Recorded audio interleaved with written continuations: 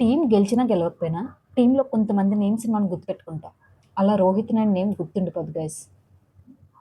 RK and Rohit ఇద్దరు ఆడుతున్నప్పుడు starting question మొత్తానికి ఆర్కే ఆన్సర్ చేస్తున్నాడు. అప్పుడే షాక్, ఓ మై గాడ్ ఏంటి ఆర్కే నా ఇంత బాగా ఆన్సర్ చేస్తున్నాడే అని. ఆ తర్వాత వచ్చాడు రోహిత్ 5 క్వశ్చన్స్కి ఫటామని ఆన్సర్ చేస్తుంటే ఓ మై గాడ్, లేటుగా వచ్చి ఎరగదీశాడు అనుకోండి. అందరూ షాక్, అంత బాగా ఆన్సర్లు చేశాడు. అసలు అవి గుర్తుపెట్టుకోవడమే ఒక ఇంపాసిబుల్. యాక్చువల్లీ ఇది మెంటల్ స్ట్రెంత్కి సంబంధించిన గేమ్ అనమాట, టాస్క్ పెట్టారు.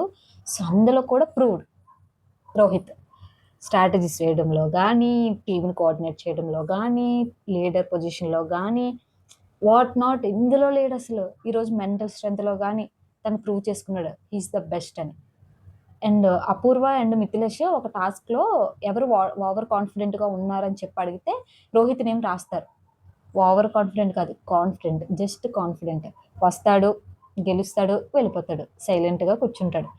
నేనైతే అభిజిత్కి థ్యాంక్ యూ చెప్పాలి. ఎందుకు అంటే వీళ్ళిద్దరూ రెడ్స్ ఇచ్చిన అభిజిత్ ఒక్కడు గ్రీన్ ఇచ్చి రోహిత్ని ఉంచాడు.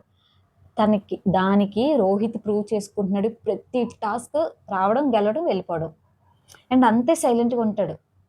అసలు హ్యాట్స్ ఆఫ్ అని చెప్పాలి రోహిత్ గేమ్ని చూసి. అసలు ఫిదా అయిపోయినాడు. నేనైతే ఫిదా అయిపోయాను.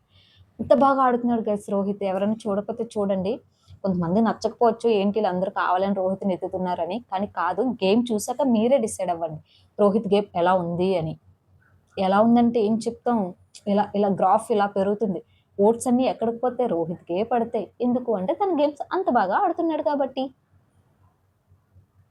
అది మ్యాటర్.